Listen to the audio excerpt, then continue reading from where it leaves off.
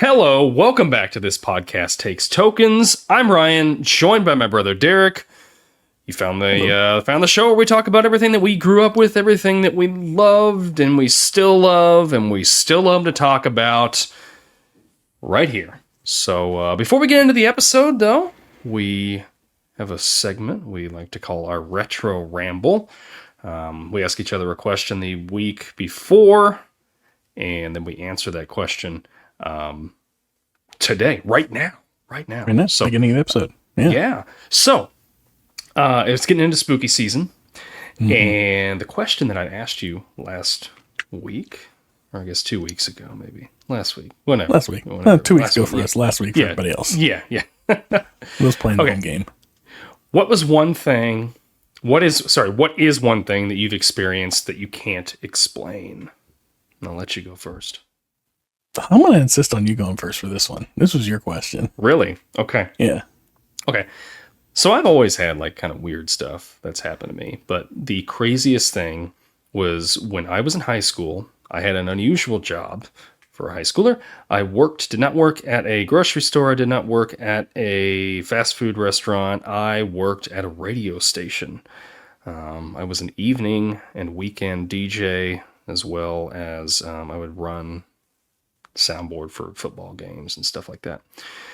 This radio station, KD in Clinton, my friend Clayton Radford, actually, I used to work with him there when we were in high school, and lo and behold, he actually owns the place now. So, oh wow, pretty cool, yeah. Anyway, Clayton. Yeah. Yeah, so it is right next to a cemetery, an old cemetery. Like, I think the oldest cemetery in Clinton. Like, if you look out the studio window when you are on the air, you are looking at the cemetery. And weird stuff would always happen there. You'd be by yourself at night. You'd hear the phones ring, and the phones wouldn't be ringing. Like, you'd look, there was nothing there. Like, I remember hearing that. It would sound like there would be people walking through the building, and you were there by yourself. Multiple times I got up because I thought I had heard somebody in the building. There was nobody in there. I'd look all around. I would go and check, and the doors were locked. But the strangest thing that ever happened, I was in there, and I had just gotten turned the microphone off, started playing a song, and in the lobby there was an old analog radio from like the 80s.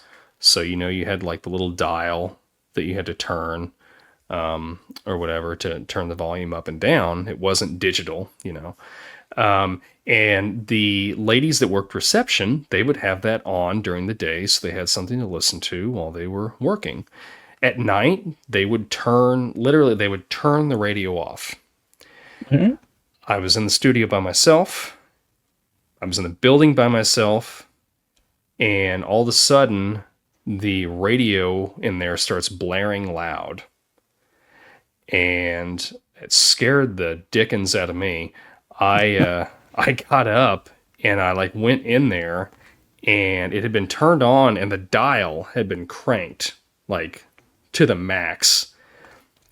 The door to the building was locked. There was nobody else in there. I looked all through that building. Checked all the offices. There was nobody else in there. Can't explain it. So weird. All right. So strange. Yeah. Scared the heck out of me. Still kind of get chills thinking about it. Still thinking about it, huh? Yep. All right. Well, I think I'm going to be a little bit of a disappointment for you. I am very much so a logical and scientific-minded type person. I tend to not believe in things that I can't see for myself. And so the thought of ghosts and stuff like that, I don't typically believe in, or I don't believe in. And everything that's ever happened to me that's been something like that, I've been able to explain away. So for me, this was difficult.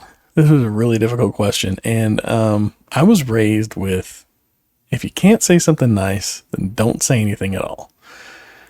And I just can't come up with anything that isn't like, That's fine. why can't people figure out a 4-way stop? Yeah. Or why are cats preferred over dogs? I mean, who knows? But like, other than that, like, I don't, there's not like a whole lot. I can't think of anything that isn't just like some mundane, like, why is peanut butter better with chocolate? Like, I can't explain it. It just is. Other than that, I don't got it. I don't have anything. I can't come up with anything. So that's okay. I ask people this, like, once it's kind of I don't want to say an icebreaker question, but like once I get to know somebody a little bit, like if I've worked with somebody for, I've worked with them for like a month or, a couple months or something like that. Once I get to know them, I start asking them because I'm curious. I like to hear other people's stories. I am I feel like I want to believe. I'm kind of X-Filesy. Like I want to believe, like, so that thing that happened to me, scared the crap out of me. I can't explain it, but do I want to take a stretch and say, I know for a fact that was a ghost? I don't know. Like, I don't know. Yeah. I want to believe, but I'm like you. I've never physically like seen or touched something, but I do like hearing people's stories because it's very interesting to me. All that paranormal stuff is super interesting to me. I think I heard something that kind of, I think that defines this pretty well. And a magician said, there are two types of people that come in to see a magic show. Those that want to believe, that want to see magic and see something that they can't explain, and those that are there to explain what they've just seen. And I feel like that's us. Like, I'm the one that wants to explain it away, and you're the one that wants to believe in the magic. Yeah. And but I still enjoy the show. Yeah. Just in my head, I've already either figured it out or know that there's a logical explanation to the magic trick. Yeah. But I do love, like, specifically with magic tricks, I like watching the behind the scenes and how it's done. It's fascinating to me for sure. There was a guy when we were at they've got a thing in here in this town called the Chautauqua, and they have like all these different vendors and stuff at the park. And there was a guy that was walking around that was just doing magic for the kids. And he had like a little handkerchief and he was stuffing it in his hand and then it would go away. And then like our daughter, he was doing it to her. And then he had me hold my arm out and he pulled it out from under my sleeve. And if you really looked at it, you could see like he had a false thumb that he was like stuffing it into. But you really had to pay attention to what he was doing. Like, I watched him do it a couple times before I finally, my wife had said, I think it's a false thumb. And we watched him again and he had, we finally got it. But, when you see that, it's still fun to, see that. But I don't know. I don't really know where I was going with that, but like, I want to believe so bad, just about, something that is beyond us. But I've not physically seen or touched a ghost. Right. I've not seen Bigfoot. You know what I mean? I guess on that note, like, I do believe that there have to be aliens, some sort of life form beyond this world. Sure. What that is, I don't know. I can't explain it, but logically, I guess this kind of falls in both categories. It's both logical to assume that beyond this planet there is other life, and something that I cannot prove or completely understand or explain. So I guess I'm gonna go with that. Go with the aliens. I can't explain it, but I'm pretty sure it's there. I want to believe in aliens too. I hope they're out there. Yeah. So. Prove me wrong. Well, let us know if you've got any spooky tales. There's weird stuff. Anything that's happened to you, throw them in the comments. We'll read them, and I'll respond. I love listening to stuff like that. So anyway. I will thoroughly enjoy them, and I will pick them apart silently. I'm polite. I'm polite. That's right. We'll have a whole episode where I'm like, oh my gosh, I'm just so like enthralled with this, and you're like, oh yeah, this is what it was. This is what it was. Somebody had a string over here, and they were pulling it. And that's what. Anyway, we're gonna get into the show right after this. Thanks for joining us, and we'll see you in just a second. All right.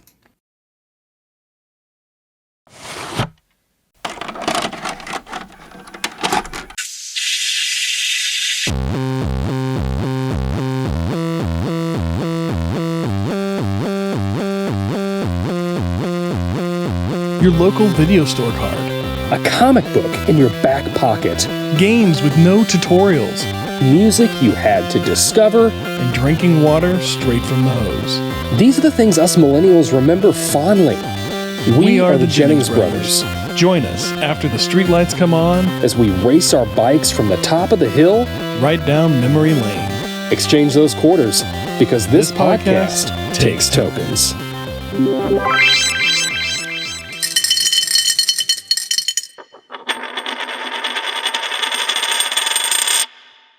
All right, it is, like we said before, or at the beginning of this episode, it is spooky season for 2025. So, what we're going to be talking about today, we're going to be going over our top 3 from each of us, favorite spooky video games that we've played. We've loved video games. I love spooky stuff. I'm not sure how hardcore you are into horror and stuff. See, I think this was a really hard episode for me. This was a really hard, because I got to think about it. I was like, I really haven't played a lot of horror games. That's not my genre. It's not my wheelhouse. But I found some.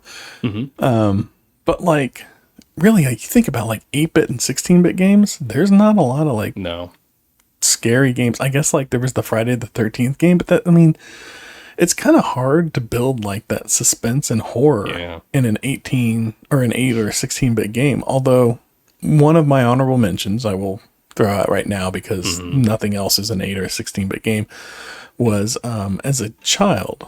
Well, not a child, but when we were younger and we'd hang out at Aunt Kathy's house, she had a game, and I have it now, called what was it called? Shadowgate. Oh, and, that one was always a little spooky. It kind of you're dungeon crawling, and it gave me a little bit of that spooky vibe, but I didn't include it because I didn't really play it too much. Anyways, there was now I can't think of the name of it.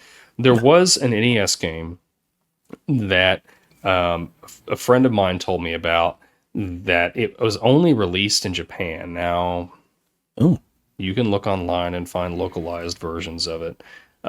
But it is a full on gory horror game about this group of it's a TV crew that are going into this house to film capture paranormal activity, and you get locked in this haunted house, and it was for the NES, for the Famicom.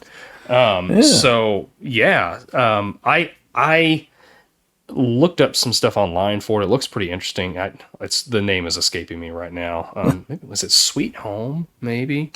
But with with an 8-bit game, how invested can you get into it? How suspenseful can they make it? It's just, the text is really what's going to be, definitely not the visuals. Yeah. Sweet Home is the name of it. Yeah. Right. So the visuals are 8-bit or whatever, but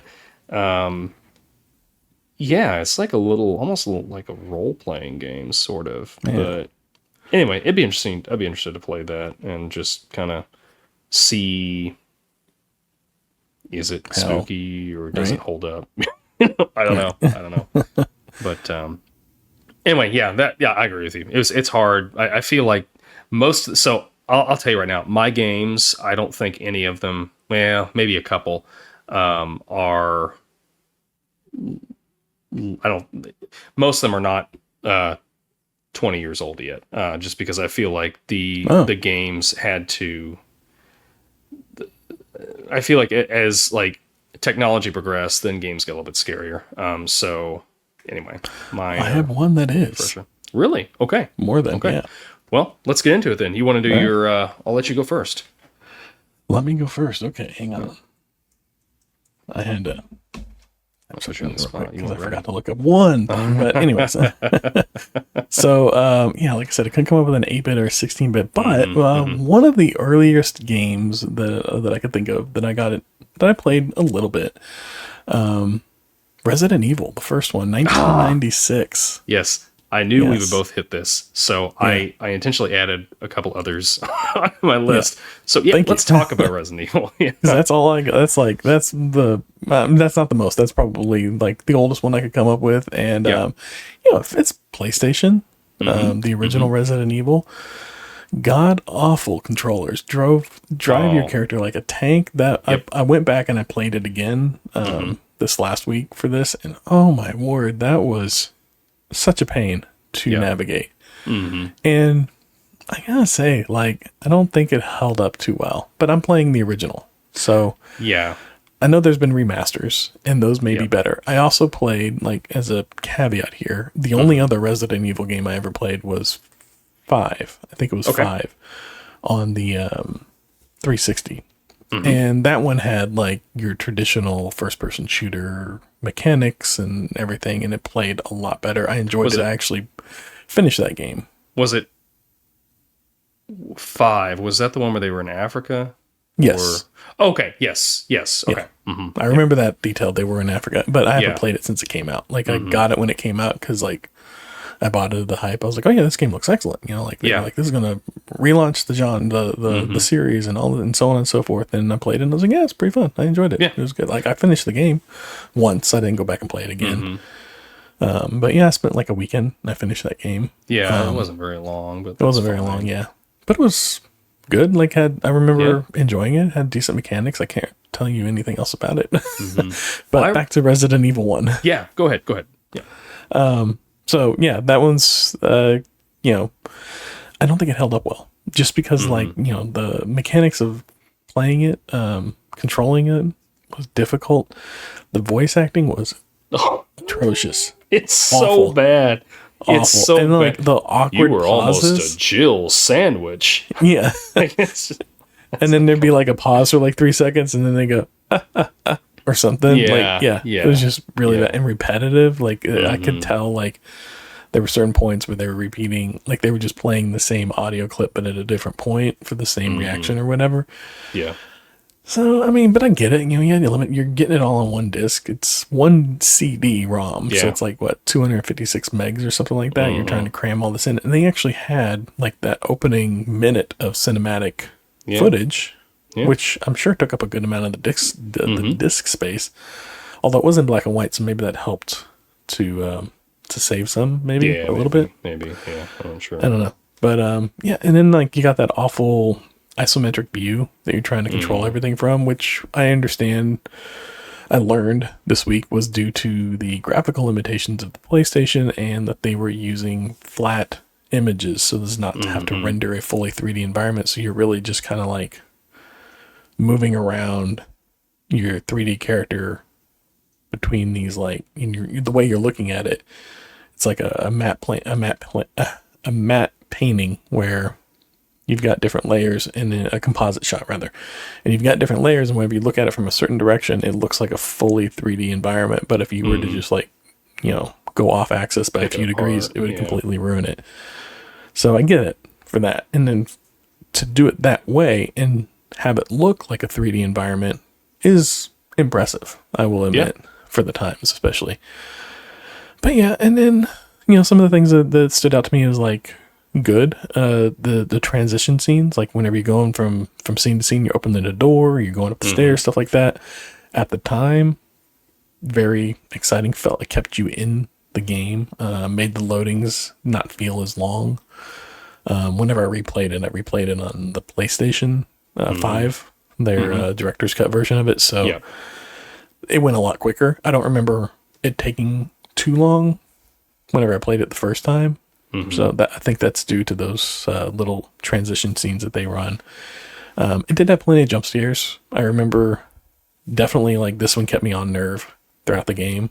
And even playing it this time, I could feel like a little anxiety with it, and it got me at a couple times where I kind of like jumped at something jumping out to me.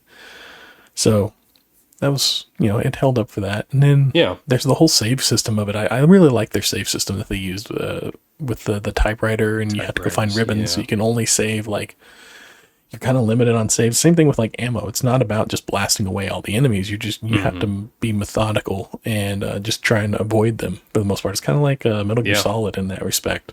You can't kill where it's not about it's not about taking them all out. It's about avoiding detection or avoiding being captured. And that was my mistake whenever I went back to replay it. Is I mowed down every enemy I came across. Cost me a lot of health. Yeah. Ran out of bullets pretty quick. Mm-hmm. So, yeah, I don't know. I enjoyed it. I even enjoyed whenever they made the movie with Mila Jovovich. What? Oh yeah, early 2000s. Yeah, yeah, I enjoyed that. Although they're on like the 10th one now, and I've not watched any of them since the first one. Yeah, I've only seen the first one. Yeah. But yeah, how you were going to talk about it. Yeah, no, man. Yeah, that game. Like, I remember going and renting it from the local video store. Because I wanted to play it really bad, and I like a bunch of my friends have been talking about it, and I went over to one buddy's house and his brother was playing it. I'm like, oh my gosh, this game is like, it's just so, at the time it was like, oh my gosh, it's so innovative. Like, it's, I've never seen anything like scary like this before, like that had me, on edge when I was playing it. But yeah, now you look back on it and you're like, how are we scared by this? But back then, like, you gotta understand, like, we had just like came from this 2-dimensional environment to these polygons and these, like, everything looked more realistic. And like, I remember that video when you walk into that first hallway and that zombie is like feeding on somebody and looks up and stares at you. And then it cuts to the gameplay and it's like starting to walk towards you and you're just like, oh, what do I do? What do I do? You're trying to get away. Have you ever seen the Japanese version of that? No. So the Japanese version is even gorier. Okay. As he's munching down on the guy, his head falls off and it rolls over and then half of his skull is exposed and it's just bloody mess. Oh my gosh. But they cut that out of the North American release. Surprised me. Yeah. Yeah. It's just a good game. And the franchise just, I feel like it, well, I don't want to say it got better. Like the second one is probably one of the best. Like, I think like looking at it as a whole and like asking the fan base, like, most people think the second one's the best. Third one was really good. Fourth one is phenomenal. They just did a re-release of the fourth one on newer consoles and it's great. The fifth one, I think, is kind of, was it five? No, fifth one. Okay, you were talking about the fifth one. I remember playing that through with my buddy Dave. We played it through co-op from start to finish, and we did it over a weekend. Oh, yeah. And it was a lot of fun playing co-op on that. And then, the sixth one wasn't very good, but the seventh one was super scary because it like took a full-on first-person view mode, and it goes back to like this. You're in this house again, like this mansion. And sounds like Doom.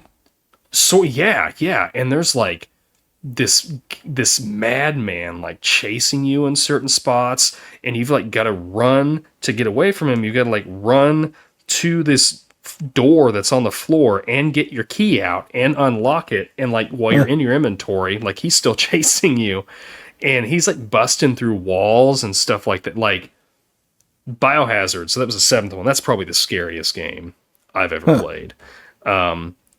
But and then 8 was Resident Evil Village. That one was my favorite, and it's a lot, like, it's in Europe, and it's again a first person perspective, and it's like a lot of gothic stuff. So you get like vampires and werewolves and just stuff like that. But I remember the first one they had a GameCube remake of that. That was really good. I remember having that on GameCube. I have it now, like, digitally on my PlayStation, but the Resident Evil franchise is, it's just one of those things. It's just a staple of like horror games. And, that's why I put it at the top. Yeah. That's where it goes. Yeah, they just, and this one, I thought they did a really good job with the world building. In the beginning, you got that like B movie. I mean, they roll it with at the beginning is the bad acting and everything, sure. But they're building a world, like the Raccoon City, like that kind of sticks with you. Umbrella, like all that kind of stuff. Like, it's a good world they built, I thought. And there were some things they did that were, while the sound effects were a bit obnoxious, like whenever you're walking and it's just like clomp, clomp, clomp, clomp. Yeah. It did change. Like if you walked on carpet, it was a softer sound. And if you walked on, something dirty, you kind of had like a gritty sound to it. So they they added texture to it. It was rough, but you could see that they had a vision for it and they were going for it. Mm-hmm. And I didn't realize until today, watching a YouTube video that came up on this, you could play this game as both characters. Like, you play it one time as one character and you come back and you play it again as a second character, and you get a different side of the same story. Mm-hmm. Yeah. I didn't know that. That's you didn't cool. know that? Okay. Yeah, I did not know that.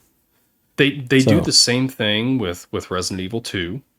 You play as Lee. You can either play as Leon Kennedy, or you can play as Claire Redfield, who is Chris Redfield from the first one. It's his sister that you play as. She's like coming to try to find him, or whatever. She comes to Raccoon City to try to find him. And yeah. And then I think Resident Evil 0 was one I think that came out just like it originally came out for GameCube. And I remember that one. Took place before the original Resident Evil, and like you end up in the Spencer Mansion and all that stuff. And that one was I had a lot of fun with that one too. But isn't that kind of what they based the movie off of? I thought maybe was 0. I'm not sure. Maybe I don't know. Maybe I'm making that up. Yeah, I don't remember. I don't know. But yeah, I mean they got a new Resident Evil coming out next year. Like they just keep making them, and they're good. They've been doing remakes. The puzzle mechanics and stuff throughout, yep. or did they kind of do away with all that? No, they keep the puzzle mechanics. Like I said with Village, that one was my favorite. And yeah, there's puzzles and stuff in that. Like all of them, yeah, they still keep the puzzle mechanics. And that's what's good. Like you've got the scary stuff, and then you've got those moments of like reprieve where you're just like trying to solve a puzzle, Yeah.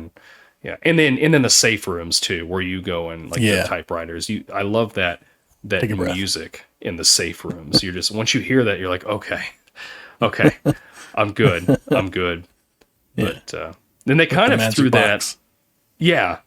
They kind of threw that on its head when they did the remake of Resident Evil 2. The middle of the police station, like the main hall in the original PlayStation version, was completely like all a safe room. And so there's like this guy that's chasing you, this like big, like monstrous dude that's chasing you through like the second half of the game. But in the original, if you would go into the center hall, he couldn't get you there. But then in the remake, you go in there and you're expecting for him to not be able to get you, and then all of a sudden you see him still chasing. You're like, oh crap! And that's what's so great about the franchise, that they're remaking these games because people have loved them so much, and they're still keeping true to the original, but they're adding a twist to it to just make it better. Yeah. So. Yeah. All right, what you got for number? There's our Resident Evil episode for you. So I know, right? Mostly. Yeah. So my first pick was Dead Space. Came out in 2008. Did you ever play this one? I owned this one twice and never played it. Oh, really? Really? Okay. Yeah. So the first PC that I built, the Intel processor came with a copy of the game. Never played it. Interesting. Okay. And then I got a copy of it in like a bundle of like, I think 360 games, and still never played it. So wow. Okay. Well, I bought it a launch day when it came out on 360. Okay. And then as I did with a lot of stuff, I sold it to buy another game. Later, I ended up buying it again for 360 because I wanted to play it again. And that was like when it was like one, their games become platinum or whatever, and then they'll sell them for $20 or whatever. And then they released a remake for it. I think just 2023. And I haven't played that. I own it because I bought it on sale from like Target for like $25. But I mean, it's a full on like next gen remake. And, but anyway, yeah, gosh, this game, like, I love sci-fi stuff, and you start out like you're this engineer that's with this crew that's going to this mining ship that they've lost contact with, and you get there and like they find that there's like this mining crew was mining, and they found like this monolith, and they brought it back on board. and then it starts like turning everybody into like these zombie-like creatures. They call them necromorphs, and they're just like just wicked looking things with these huge, like they look like people, but it's like they've grown these huge, like, you know, blades on their arms and stuff like that. But what was so fun about that was that so the weapons you have are all like engineering weapons, like you would, or not weapons, but like engineering tools, like you're going to use, you know, to fix something. And so like when they're coming at you, like you have to strategically dismember them. So like you're shooting off their legs or their arms and stuff like that to kill them. And you're using like your little plasma guns that are like, shooting like you would be trying to break up a ship, you know, or something like that with. And it's gruesome. And there's a lot of jump scares in it, but there's still like puzzles and stuff like that. And it, you know, it kind of follows that old Resident Evil formula. I think a lot of these games do, because it kind of set the standard. But gosh, it's a really good game. It's a really good game. I want to play the remake, but I haven't had time. But I own it. I will one day. So, You own the remake? yeah. Oh, wait. So the remake is just like did they reimagine it in some way, or just like updated the graphics and it's the same? No, they've like they completely built it from the ground up again. And then they added there's like different jump scares, I think, in it and stuff. And there's like whole different. So in the original, you had like anti-gravity sections. Yeah. But it was kind of limited. I'm like, where you could like see a spot and then you could jump to it, and as you're floating, you could kind of shoot a little bit. But I think, like I said, I haven't played this new one yet, but like with the new one, they've made this like it's completely like 0G. Like you're in, like you've got a jetpack on or something, you're able to like move in every direction in these Right, like 3D space. Yeah, in a 3D space, and they've added like different puzzles and stuff to it. So yeah, I'm anxious to go back and play it. But it's now like it's hard for me to play those games because like I don't want to be playing them while my daughter's up. And like my PlayStation's in the living room, so it's difficult for me to play. Yeah, that's what you got the Portal for. But yeah, that's true. And it may be less scary to play something like that on the Portal as well. It would be if I got a big screen. So I don't know. My next one might debate that. Okay. Well, let's hear it. What is your next one?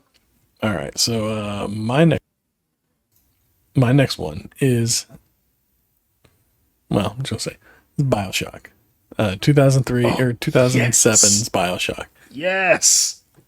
Yeah, this was one that I discovered probably about a year or two after it came out. I think the second one was about to come out, and it was a lot of fun. This is a game I've never beaten. I've never beaten this game before, but I've never played it. Like, this is a game that like I discovered after I had kids. So like, you know, you don't don't get a chance to complete games, especially whenever they're toddlers. So you play one for, you know, a few weeks sparingly, and then something else new comes along and you forget about it. That's just what happens. But I really love that like Art Deco aesthetic that they had in this. The whole like underground city thing was really cool, I thought. This whole like concept of like the power-ups in one arm and your melee weapon or gun or something else in the other arm. That was really cool. I like that. But yeah, I don't think I ever played it past probably my second power-up. Oh my gosh. So not that far at all. I encourage you to beat this game because it's one of the best endings I've ever I got the this is where I'm like, on a portable machine, it's probably still a little jumpy. I got it for the Switch, the little 3-pack that's got 1, 2, and 3 on it. And so like that's how I replayed it recently. I just popped that in because I bought it like when it first came out because I was like, I'm gonna go back and I'm gonna play this game.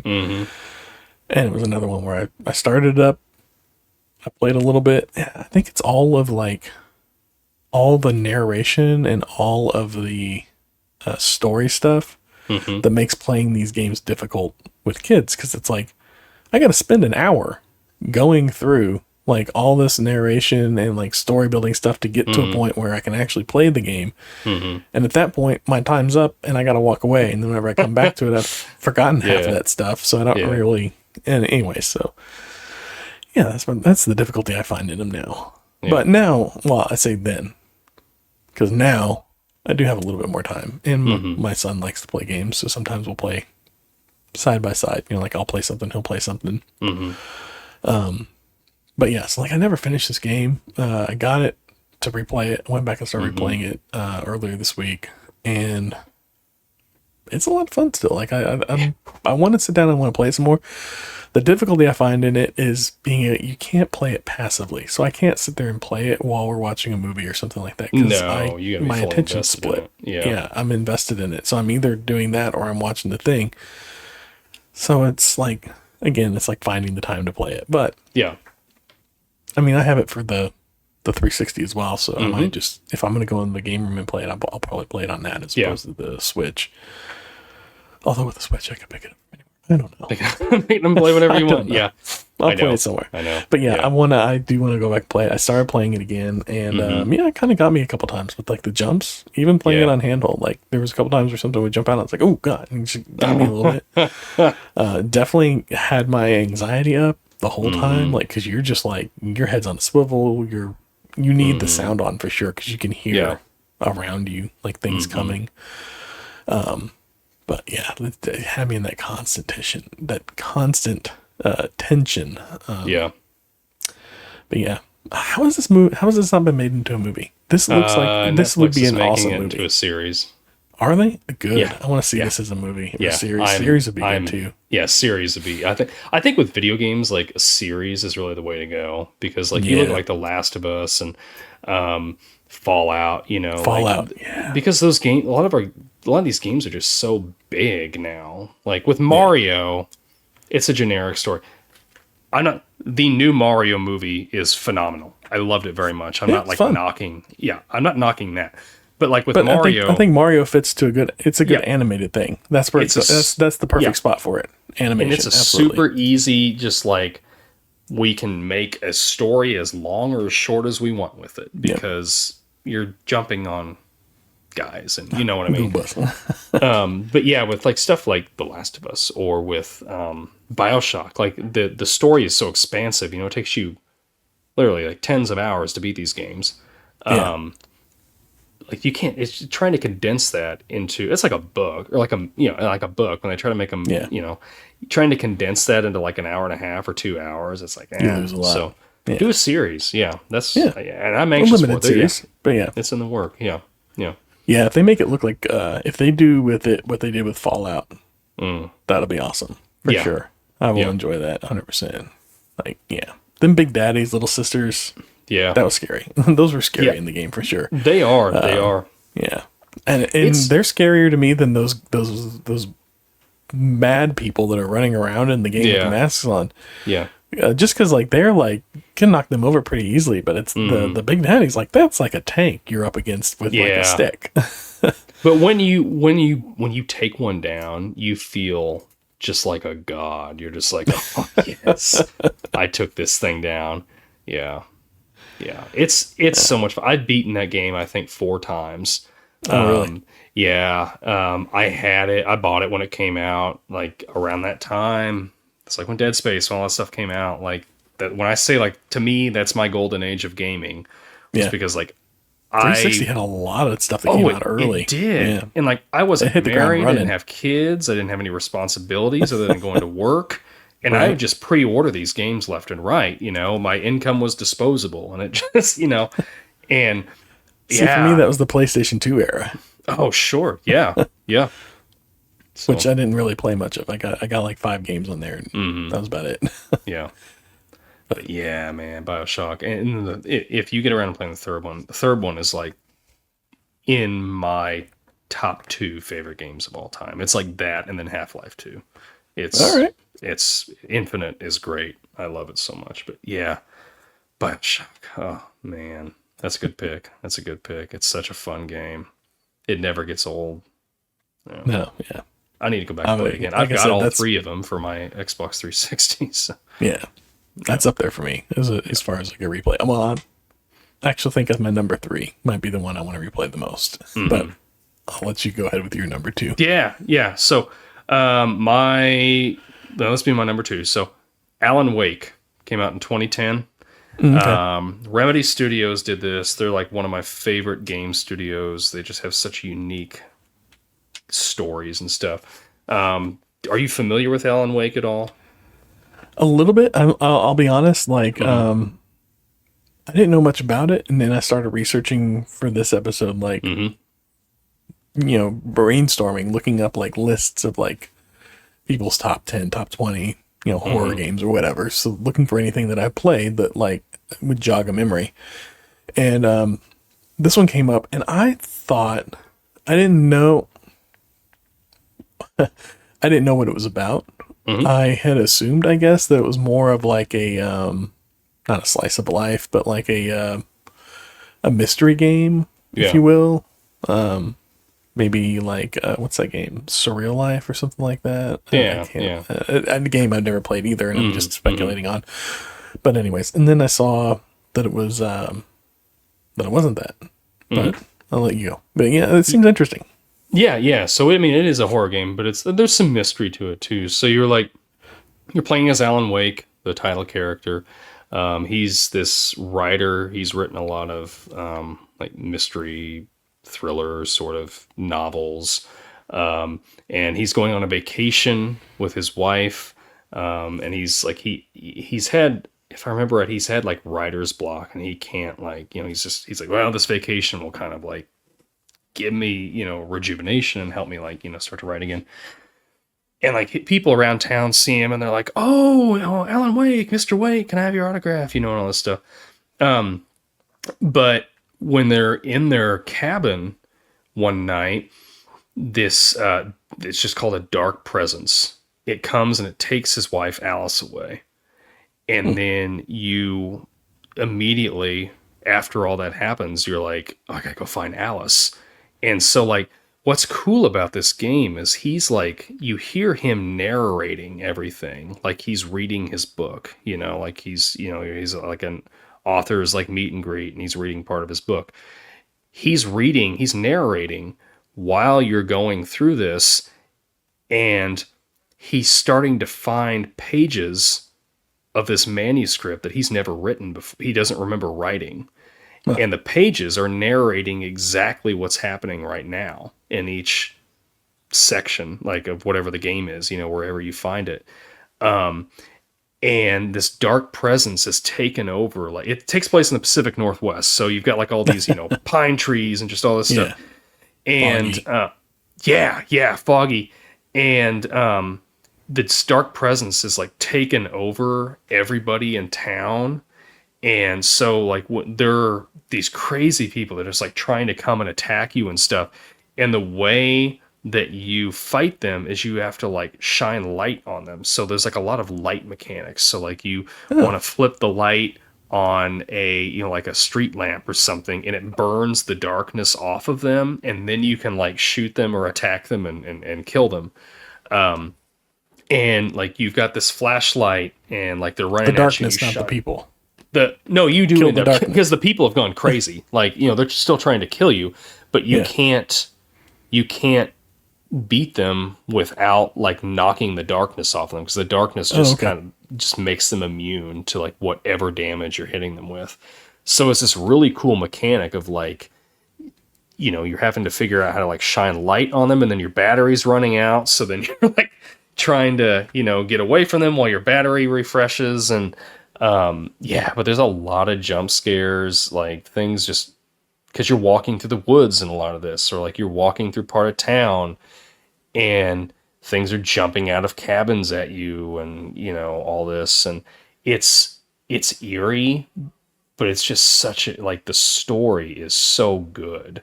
And it's just like you're reading like a novel almost, like a horror novel. But it's kind of got a Twin Peaks-ish sort of vibe to it too. And I don't know, it's really good. It's on my list of one of my favorites. And then they made a sequel that came out 2 years ago. I own it. I have not played it yet. It's again one of those things, like as soon as the sequel came out, I'm like, oh my gosh, I gotta buy this. and then like I just haven't been able to play it because I don't want to scare my daughter. But yeah, and that's what I love about like these Remedy games, because like they've got another one called Control that it's like kind of X-Files ish or whatever, but like Alan Wake shows up in Control, so like all their games are Huh. like interconnected, like one universe. Oh, that's kind of And cool. it's just, yeah, so it's pretty cool. But like I think in Alan Wake 2, I think the story is like you play between him and this FBI agent, and she's trying to figure out like what happened to Alan, and like there's a cult that's going on like in this town where all this stuff in the first one happened, and she's trying to like figure out what's going on with the cult. But then you're switching between her and Alan Wake, and Alan's like been pulled into his story now, so it's like he's inside this story, and I don't know, but I've heard it's really scary, so I'm just like, I don't know if I want to play it because I like all these Remedy games, but it's going to be Right. tough to. Yeah, but Not anyway, scare Alan yourself Wake. to death. Yeah, that's my my next pick was Alan Wake. So yeah, All right. Yep. Yeah, never played it, but I've heard good things about it yeah, for sure. totally recommend it. Yeah. Well, my number 3. We'll round off this list with one that's this was not scary so much Okay. as I it felt it fit the tone though. Mm-hmm. Dead Rising, 2006. Oh yeah, yeah, yeah. One of my yeah. favorite games. I love this Mhm. game. It's so Mhm. much fun. Yep. Zombies everywhere, tons of zombies, but they're all weak individually. So like, as long as you're not swarmed by them, you can get away from them pretty easily. Yeah. Well balanced game, lots of resource gathering, which is something that I love in games. Plenty of side missions, stuff like that. A lot of fun. I went back and played this one earlier today. Got out the 360 over here and played it on that because you can't play it on the Xbox One or Yeah. Xbox Series X, which I looked up and Google told me I could, and I was disappointed. It's and I not had to there. pull out my 360. I know. Yeah. So, Yeah. anyways, I played it, and it was just as much fun to play it around again. Yeah. This is one that, because it's a pretty quick game. Like if you play the 72 hour, it goes like this is like a weekend game. So Okay. I think I'll probably sit down and play through this one again. Because it was a lot of fun. And then this time I'm going to be able to play through it and actually know what I'm doing. Because the first time I played through this game, it was before I had an HD TV, a big, widescreen TV. I was playing on like a 27-inch CRT TV. Yep. Yep. And they had Similar those little experience. text things that come up on the bottom. I couldn't read it at Nope. all. Like it was so No. tiny. I don't know why they did that. And there was no audio to go with it. They had voice cast for everything else, but for whatever reason, those things, no audio with it. I Yep. could not read them. So I missed so much of the game from that. So I'm looking forward to going back and playing it in a true HD, environment and getting to do all the different things. I understand there's multiple endings to this one. I think I'm going to set it up and do the ending where you just get off the helicopter and hang out on the roof for 72 hours and then get right back on Yeah. and just see how that goes. See what I Yeah. get off of that. Yeah. But yeah, Yeah. I think there's like A, B, C, D, E, F. There are like 6 or 7 endings to this game that you can unlock. I didn't I've realize there heard. was that many endings. Yeah. So yeah, I like it. There's so many different ways to play it because there's so many different endings. Like you can choose to chase down and save everybody. You can choose to just play certain missions. You can choose to just kind of like run around and explore everything. As long as you Yeah. get back to the helicopter in 72 hours, you beat the game. Like that's Yeah. all that matters in the end. And yeah, it was a lot of fun. I enjoyed it. I remember when this game came out, and I guess what? I pre-ordered it, and I remember I put it in, and yeah, I had the same experience. I had a standard definition television. It was one of those Yep. square TVs, and I could not see half the stuff that they were trying to show me on the screen. Right. As soon as I saw there was a time limit, my heart dropped. I'm just like, because I'm really picky with games that have time limits. I'm like, don't time me on something. Like I just want to be able to take my time with this game and enjoy it. And I didn't allow myself to enjoy it because of that. And now like I'd like to go back and play it. And allow myself to enjoy it and just be like, okay, like you're saying, you got 72 hours, just get back on the roof, whatever. Like, Right. but yeah, And if you I do beat remember the game, having, I don't know if this is unlocked from the start, but I know because I had already beaten the game on this Mm-hmm. system, and where I pulled it up and I played it again, or I guess my save transfer because this is a new one. But anyways, it still had my save game, so that's Mm-hmm. what loaded. There was an option for an infinite game, like you can go in and you can just play infinitely. oh, wow. Yeah. Okay. So I don't know if that unlocks whenever you beat it the first time, or if that was there from the Mm-hmm. beginning. But yeah, you're not restricted cool. by time that way. Yeah. Yeah. There was something that was fun. The one thing that the thing that I like praise the game for, it was fun finding different ways to kill the zombies. Right. They had so many different ways to kill them. Throw you know. CDs at them. Throw CDs at them. Yeah, you can Toys. knock them over with toys. You got a big old plush bear. Hit it with the bear. Knock Right. it over. Stick a like a big old Lego mask on its head. Right. And And beat then the it crap just out of it doesn't know where it's at. Yeah, exactly. So that was a lot of fun. I will say that. And the one that I did end up getting into was I think it was Dead Rising 4. It was the one that released with the Xbox One. I think that was 4. I have that one. okay. I haven't played it. And that one I had a lot of fun with because I don't really remember being timed on that one. And then I remember building like a chainsaw. Yeah, that's right. Yeah, they introduced that staff mechanic. thing, and I'm just Yeah. cutting through zombies, and I put a lot of hours into that game. But yeah, that first one, I need to go back and give that a proper Yeah. try, because now that I know what I'm in for, and yeah, Just fun. good choice. It's a fun game. I enjoyed Yeah. it. Like I said, not really a scary game. I mean, I guess there's a couple points where maybe you get jump scared, maybe, but really that wasn't the focus of the game. It was just fun. Yeah, It was more of resource gathering and guiding people to safety and all the different little missions that you could follow. But the zombies were just kind of like a hindrance, really. yeah, to yeah. that. They really were. They're just kind of in the way of where you need Yeah. to get, and you're just like, all right, I gotta take care of these things. Right. Yeah. But It was fun seeing the different bosses, just the people that just kind of went Oh, yeah. crazy, and and that was fun. oh yeah, I forgot about them. Yeah, yeah. Yeah. The I will say, I played it again, and I was kind of annoyed by the photography guy. The first little mission that you go on, when you come out, and there's that photography guy, and you have to take photos of him and get certain point thresholds. And the Yeah. first one was 500 points. I'm like, cool, got that fairly easily. And then the next one was 750, and I was like, okay, well, I think I can do that. And I took a photo, and it was for 3,000 something points. And I was like, okay, we got to be done now, right? And he's like, Yeah, all right, let's yeah. do it again. Now 900. And I'm like, wait, I just did 3,000. That should count for everything.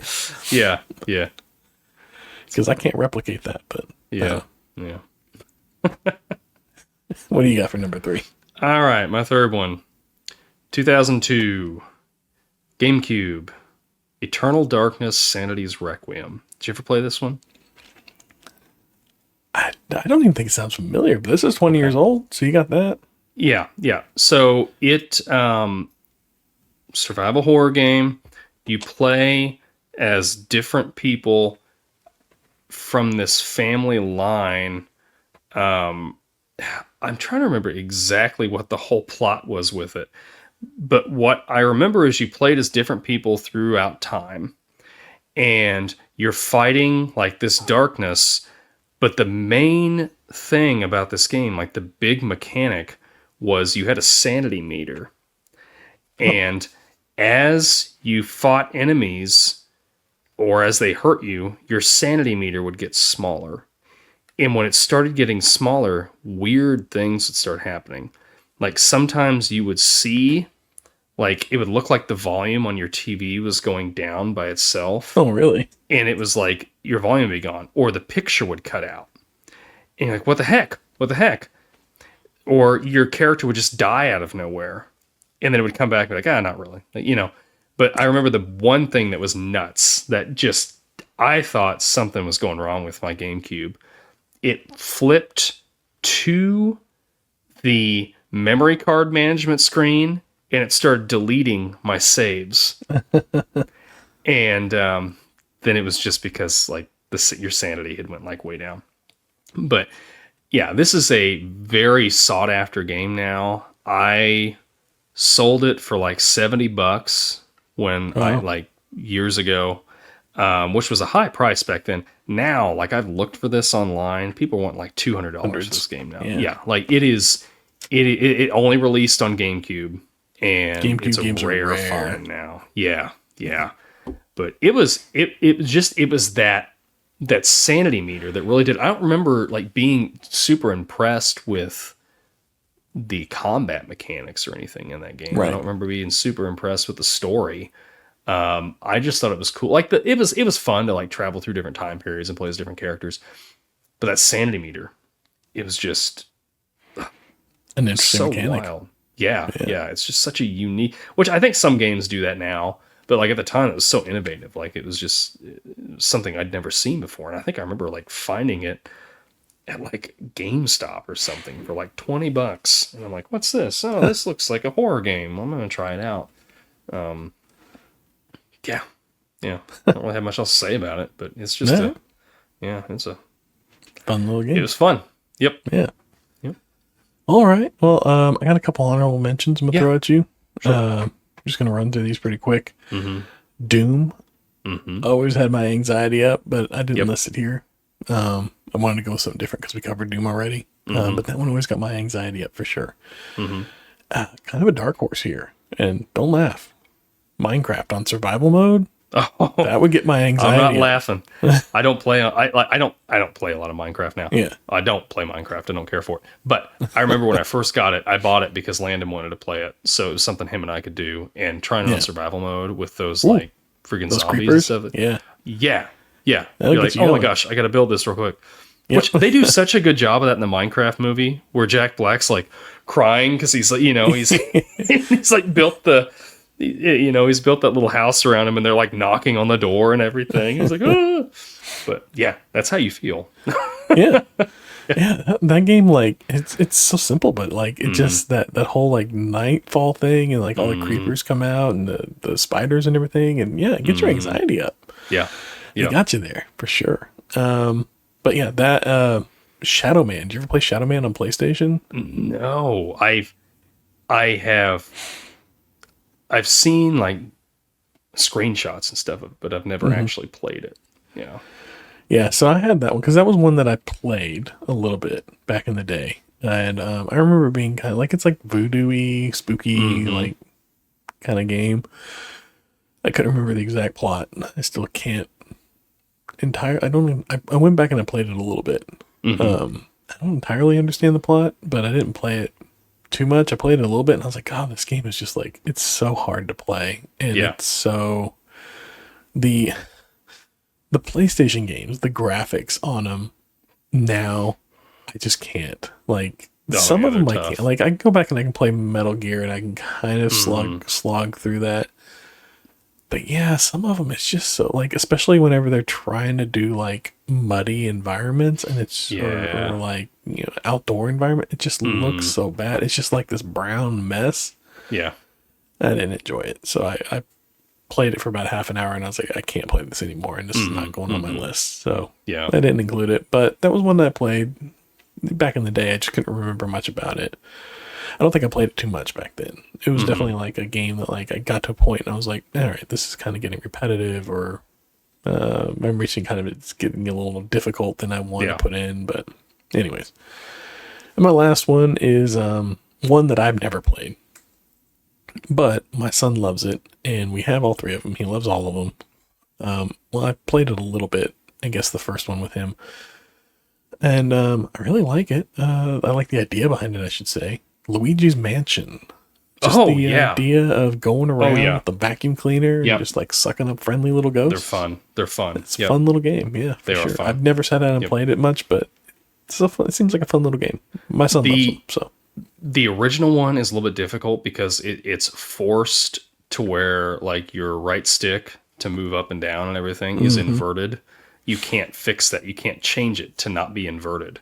So it's just like I have a hard time playing that one because I'm just like, I don't want this to be inverted.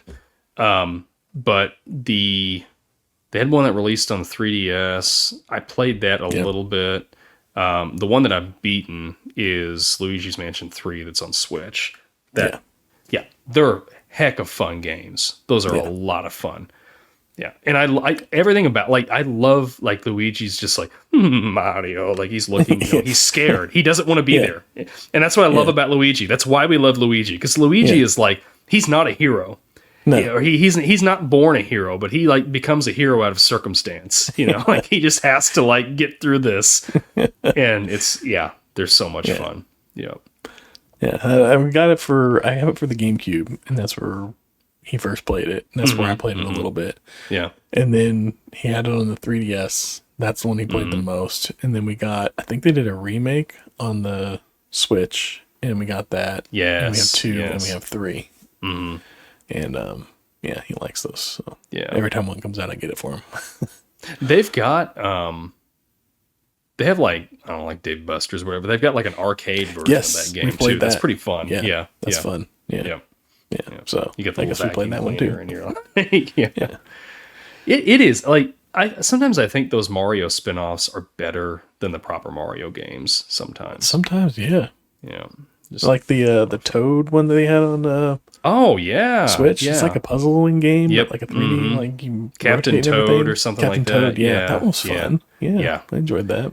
I always liked Mario Party games. I've been playing through Princess Peach Showtime. That's okay. That's a lot of fun. Yeah, it's just different levels where she's like in this like this, I don't know, like a playhouse or whatever, and there's like different plays that are going on, and like she gets thrown into them. And so like this play she's playing is like a sword fighter, and this one she's a baker, and just like every different level has different mechanics, and it's just they're fun. All right. Well, you got any other mentions? Yeah. So I had, this one's like fairly new. Phasmophobia.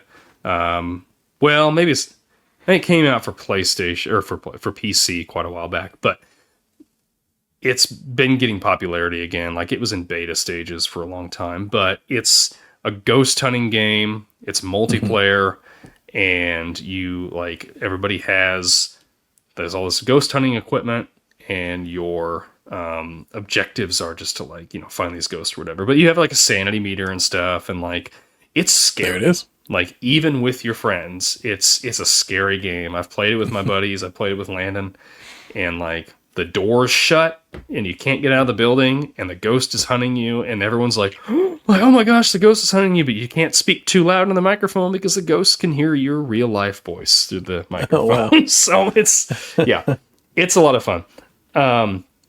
And then I only had one more, Alien Isolation.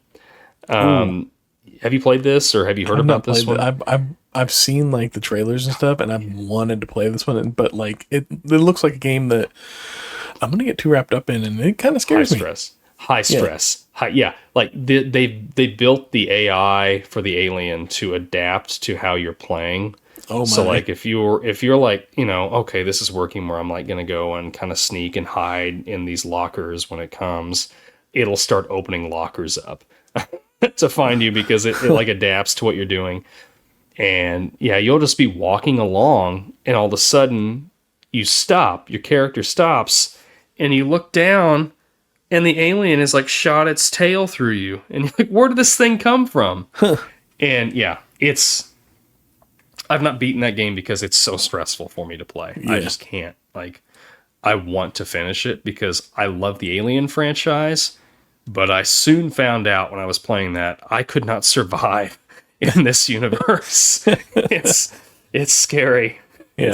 Watching it on the movie, you're like, it's just an alien, just burn it, right. Or whatever. But playing through it, whew, it's crazy. Yeah, even the cover, like, it's just like that girl who's kind of like looking out to the side, and it's like very close up shot. Yeah, it's tension from the cover. Yeah. Already. So I'm with you. Like, that's just it's I can't do that. Yeah. I get too enthralled in that kind of stuff. So I try to avoid like high stress games like that, just because it just like it gets my heart rate up too much. I don't like that. See, my buddy Chase, like he loves these horror games. He will like shut the lights off and play these games. I'm like, you are nuts. You're nuts. I couldn't do it. I need like every light on in the house. The volume has to be super low. I'll have subtitles on. And that's how I'm playing these games. Yeah. Anyway. Well, all right. Yeah. That wraps it up for us on scary video games. We did pretty good. Let us know what your favorite scary. I know there's several that we didn't hit. Not because we didn't like them, but because maybe they either didn't make our list or we just haven't like Silent Hill's an example. There's one I didn't hit because I don't like it. Okay. What is it? Now I'm curious. Oh, I'm not hitting it. Okay, fair enough. But you can guess if you want in the comments. Yeah, guess in the comments. I don't know, but yeah. Like I said, Silent Hill games. I know those are super popular. Somebody might be like, "Why aren't you like say anything about them?" I've never played one. I've never played any of them. Yeah. So never played it. Shocker. But anyway, yeah. I got any stale popcorn? Yes, we do have some. I've got some stale popcorn for you. Yeah, give me some stale popcorn. I got some too. I've recently gotten back into like reading real books. Right? It's fun. There's something about reading a paper book. Yes. Right? I've been reading like the past year. I've just kind of been on this journey of just like reading.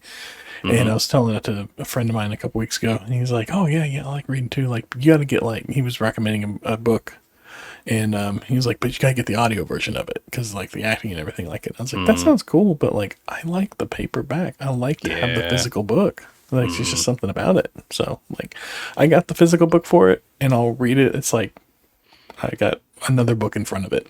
Mm-hmm. But then I'm going to read it, and then whenever I get done reading it, my plan is to listen to the audio version of it while I'm looking. Okay. So I get to like recap it. Because I have high hopes for this one, but I'll let you before I tell you what it was. Oh, no, yeah. I've just, like I said, I've just gotten back in. Like, I've always been a reader, but it's kind of ebbed and flowed how often I've wanted to read. But for the longest time, I was reading just digitally.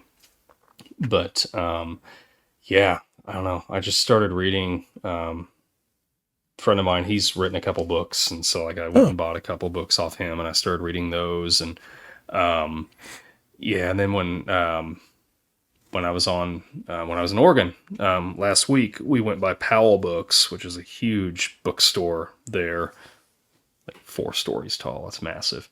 And I bought some books there, and it's just something about I've forgotten the magic of just having, a physical book in your hand. I feel like you just pay more attention to it. And so anyway, I got this one called The Creative Act, A Way of Being. And it's just like Rick Rubin's. Have you heard about this? I've read that one. That's you have. I read it and I listened to the audiobook. You got to listen to the audiobook afterwards because he narrates it, and it's like he's got a very calming voice. It's a quick one. I think it was like 5 or 6 hours audiobook version. But after you read it, definitely check out the audio version. You can get it from like a lending library, like your local library and all that. But it's good. I enjoyed it. It's pretty quick. It's good. It's got a lot of fun. There's a lot of good information there. A lot of things that make you think. I read it on the plane on the way back. I didn't finish it, but I got like probably a third of the way through it. It's a quick read. The book looks big, but it's like the font's kind of big, and there's a lot of kind of empty spaces in the pages and everything. But it's still, that doesn't detract from. It's just a good book. It's a good book. The book itself is art. Yeah. Did you? I was going to ask you. Did you finish Blood, Sweat, and Pixels? No, I have that. No. That's okay. That's one that I haven't gotten to yet. I've been like, it's there, but like, I'm always like, then whatever just kind of speaks to me next. Whenever I finish the last one, that's what I go to next, and it just hasn't. I haven't been in the mood for it, I should say, because I did Kenan Thompson's autobiography last, and then I'm doing Dave Grohl's Storytellers. Oh, that's right. Yeah. If Nirvana fan, I would say check that one out too, because he tells his story of getting into Nirvana, like how he starts, like where he comes from, how he got into Nirvana, a little bit about that time, and then like starting Foo Fighters and so on. And that's about where I'm at now. And it is they've just they're working on like it's like the late '90s, and they're working on the next Foo Fighters album. Yeah. And yeah, it's really good. Like Yeah. I enjoyed it. Like I said, it's good to kind of you get a deeper understanding of him and of the band Nirvana, and kind of like we had talked about it before, and like if things hadn't gone the way they did with Cobain, like where would they be? Would they still be together? And then I thought, oh yeah, for sure they'd probably still be together. They'd put out a few more albums, but after reading this, I'm like, oh, maybe not. Like it may have gone completely differently. Who knows? But it kind of gave me a new appreciation for that, for sure. Yeah. Not like he speaks disparagingly or anything like that, but Right. it's just, there's a little more insight there that I didn't know about, which was kind of Interesting. cool. But yeah, I like you said, going to the bookstore there. I like, we were in New York, and I like hitting like the smaller bookstores and looking for ones that like I don't see anywhere else. And when we were in New York, I found one called Play Rewind that was really good, that I enjoyed. Okay. Yeah. Read through it, and it's like about this guy in like I think it was like the early 2000s. It was 99 or 2000, somewhere in there. And he's working at a video store and taking care of his mom at home, who is dealing with Alzheimer's. Like she's got Alzheimer's, and she's forgetting where she's at a lot of times. And he's got like a nurse that comes over and stays with her during the day, and then he goes off and he works. And then the guy that owns the video store is kind of like mixed up in some stuff, and so like there's a little stuff that happens, some drama that happens at work, and then this long lost ex girlfriend or friend makes her way into his life, and there's a little bit of mystery there. And then like his dad abandoned him at one point, and so he kind of like tracks down his dad at some point too, and it's just got all these layers to it, and it's just really good. Good story, good slice of life book, if you will. But yeah, I found it out there in New York, and it was a quick read. It was fun though, but I enjoyed it. So, but the one that I'm really looking forward to reading next is Dungeon Crawler Carl. Oh yeah, I've heard of these. There's a guy in one of my buddies that I play Dungeons and Dragons with. Yeah, he there's was like a whole series of he's saying he really enjoyed it. So one, I don't think it's a series of them, isn't there? Or something? Yeah. There's like, I think there's 6 or 7 of them now at some point. Wow. They're pretty good size too. But I found one they had it at Barnes and Nobles, and it was like half off. So I was like, I'll go ahead and pick it up. And then, so I went ahead and picked it up, and that'll probably be the next one I read. But that's the one that, like, when I get done with it, I should go back and listen to the audiobook, I'm told, because there's a great voice acting that goes with it. So I'm like, all right, that'll be fun. So that'll be my next one. Once I finish up the Dave Grohl one. But I don't know, thought I'd point those out. Those were pretty fun. But that's not my still popcorn. Okay. What's your still popcorn? You just unlocked a little, like, something that I've been enjoying recently. Yeah. Anyways, Yeah, sure. my still popcorn. If you haven't checked it out yet, I discovered this movie like last week, and we watched it. Like, I watched it. I think I also watched a little bit of it, and then Bruce came in, he watched a little bit of it. Tucker and Dale versus Evil. Have you heard of this movie? Oh yes. Yeah, I've watched that. Great. Yeah. Dark comedy. These hillbillies, Tucker and Dale, are at their vacation house and in this mountain, and these college students mistake them for like murdering hillbillies, and then like they just start like dying trying to attack them like left and right. It's just so funny. Yeah. Oh, it was so much fun. I enjoyed it so much. So I was gonna say, if you haven't seen it, check it out. It's so much fun. Yeah, it's a lot of fun. I watched it several years ago. A friend had recommended it to me. It's so funny that they're like these college students have a suicide pact.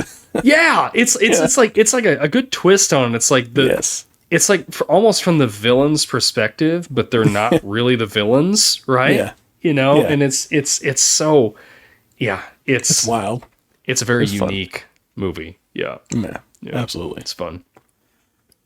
Well, I had that. Was there any gum under the seat?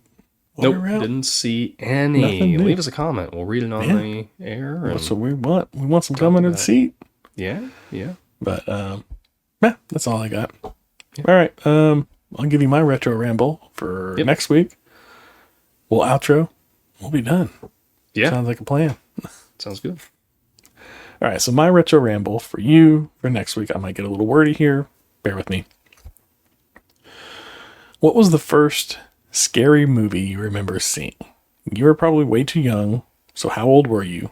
It was probably inappropriate. What was it? And no doubt some degenerate friend dragged you to it who exposed you to this movie.